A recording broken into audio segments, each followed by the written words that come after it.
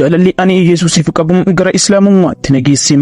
Imalan musliimoota dukkana keessaa baasuuf jecha jalqabe ofii kootiif dukkana keessaa bahee gara ifa islaamummaatti seenuun goolabe. Musliimoonni boodatti hafoodhaan yeroo hunda gurraacha uffatu. Amantaan islaamaa faallaa qaroominaatiin islaamni dukkana musliimoonni dukkana keessa jiru jedhee dukkana kana keessaa isaan baasuuf imalli dheeraan ani eegale dukkana keessa kan jiru ani kiristaana malee muslima akka hin taane kan beekuuf gara ifaatti dhufu na godheera.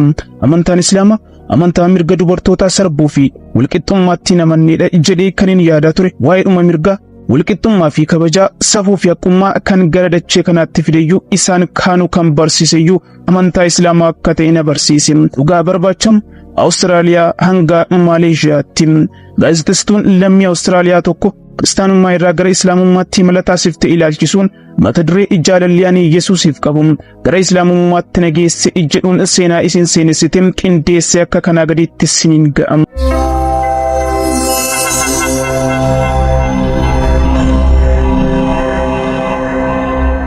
Saudi Arabiyaa keessatti dubartoonni konkolaataa oofuu dhorkamuun amantaa islaamaa hordofuun akka boodatti afummaatti ilaalamuun yeroo hunda dubartoonni muslimaa uffata qaama isaanii haguugu uffachuun irra baay'een isaanii ammoo uffata gurraacha uffachuun akkan gadi taa'ee waa'ee kana xiinxaluu godhaniin keessattuu dubartoota muslimaa gabrummaa jala jiran mirga isaaniitiif dhaabbadhee gabrummaa kana jalaa isaan baasuu akkan qabu yaadin.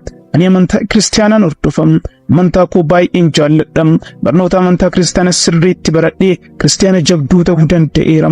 Kanaafuu musliimoota boodatti hafuu kana gara kiristaanummaatti fiduu akkan qabu murteeffadhe. Ani lammii Awustiraaliyaati. Naannoon ani itti dhaladhe Giibsaan kan jedhamu yoo ta'u naannoo haalaan kiristaanummaan naannoo itti jabaatudha. Barnoota amantii kootiin cinaatti ammoo barnoota akaadaamis baradhee ogummaa gaazexeessummaatiin eebbifameera. Ogummaan koo gaazexeessummaan ammoo waan kanaaf xiyyeeffannaa kennee akkan hordofuu fi xiinxaluuf carraanaaf kennam. Ejjannoon koo inni jalqabaa waa'ee islaamummaa beekuudha. Islaamummaa qorachuun jalqabe. Islaamummaa isa miidiyaa irratti beekuu fi waan lafa irra jiru wal bira qabe ilaaluun jalqabe. Nan dubbise, nan gaafadhe, nan qoradhe. Gocha koo kanas ittan fufim yeroo ta'e wayii mirga dubartootaa irratti osoon gabaasa hojjechaa jiru barreeffamoota waa'ee islaamummaa waggaa 1000 ol dura dubartootaaf mirga kennu dubartoota kabajuu fi walqixxummaa ilmaan namaa labsuu irratti fuulleffate argeen dubbisim baay'ee na ajaa'ibsiise. Waa'ee islaamummaa waan hin argine na argem. Islaamummaan akka mirga dubartootaa guutummaa guutuutti mulqetti ani ilaalu edaa Ameerikaa fi Awurooppaa dursee waggoota baay'ee dura isa dubartootaaf mirga akka kanaa kenneedha jedheen hin dinqamim. Waa'ee kana irratti gabaasa gahan hojjedhem. Taateen kun ijaan islaamummaa fi muslima ittiin ilaalaa ture akkan geeddaru na taasisem. Sammuu kootu banamem. Sana booda dhimma hojiif jecha gara Maaleeshiyaan deeme. Ergan Maaleeshiyaa dhufeen booda muslima qaamaan argem. Kana dura miidiyaa irratti malee muslimootaan wal argee walitti dhufee waliin jiraadhee hin beekun ture.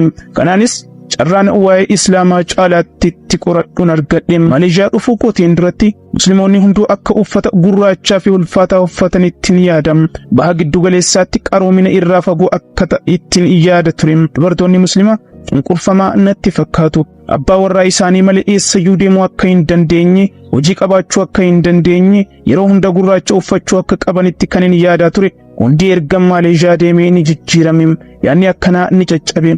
Shamarran muslimaa babbareedoo kibba baha Eeshiyaa ijaabaa fi uffata halluu adda addaa qabu uffatan waliin wal baruuf hawwii guddaa na keessatti uumame. Achumaanin hiriyoota muslimaa hedduu horadhe. Gariin isaanii golgaa yookaan ijaaba kan uffatan yoo ta'an kaan ammoo hin uffatan. Garuu hundi isaanii amantaa isaaniitti gammadu jajjaboof haalaan amantaa isaanii kan jaallatanii fi kabajanidha. Kun ammoo akkan waa'ee amantaa islaamaa caalaatti baruu barbaadu na taasiseera. Osuman waa'ee islaamaa qoradhu waa'ee akkaataa Nabi Muhammad sallallahu alaihi wasallam kiristaana waliin itti jiraataa turan argeen dubbisem. Nabiyyiin sallallahu alaihi wasallam jibba hin qabanuufi jireenya hawaasummaa keessatti akka kiristaanaa tokkollee dabsanii hin beekanu. Akka ollaattis haala hawaasummaatiin kiristaana waliin jiraataa turaniin dhiirri muslimni tokko yoo dubartii kiristaanaa fuudhe amantaa isiitiif jecha isii hin miidhu, mirga isii hin sarbu, akka isiin mana amantaa hordoftu gara bataskaanaa hin dhaqne isii hin dhorku. Wantoonni kunneenis ajaa'iba natti ta'an. Waa'ee islaamummaa ilaalchi ani duraan qabu dogongora ta'uu fi olola miidiyaa irratti faca'uu irraan kan ka'edha malee dhugumatti islaamummaan akkas akka hin taaneen hubadhe. Garuu hanga ammaatti muslima hin taaneen ture. akkuma dursee dubbadhe ani kiristaana jabduudha. Yesuus Kiristoosin alayhi salaam baay'een jaalladha, nan amana, nan waaqeffadha. Kanumaanin waa'ee Yesuus kan dur caalaa qorachuutti gadi taa'e. Waa'ee Yesuus Kiristoos waan amantiin kiristaana jedhuu fi islaamaa jedhu wal bira qabeen madaaluu jalqabeem. Maqaan Yesuus Qur'aana keessatti bakka baay'eetti caqafameera. Kun ammoo caalaatti akkan dhugaa baruuf qorannoo jabeessu na godhe. Islaamni tokko Yesuusitti amanuu qaba, kiristaannis akkasuma. Garaagarummaan gidduu kana jiru garuu musliimoonni Yesuus ergamaa akka ta'ee fi kiristaanonni ammoo waaqa akka ta'ettis amanuudha. Musliimoonni raajiin Yesuus hojjete hundi gargaarsa rabbiitiin kan ta'edha jedhanii amanu. Waa'een haadha Yesuus Maariyaamis amantaa lamaaniyyuu keessatti ifee mul'ata. Sirriitti beekama.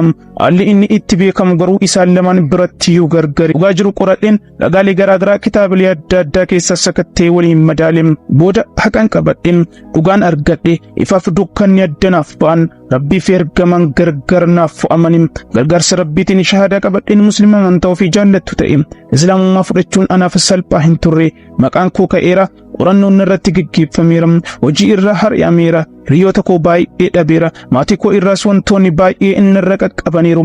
Sababni isaas jijjiirama jireenya koo keessatti dhufe waan mormaniif, islaamummaa qabachuu koo waan jibbaniif, muslima ta'uu kootiin dhiibbaan hedduun narra qaqqabeera. Garuu alhamdulillah dhugaa barbaacha karaa fagoo deemeera. Intaluuf qoradheera. Galata rabbii haqas ifas argadheera. Islaamummaa fudhadhee muslimas ta'eera.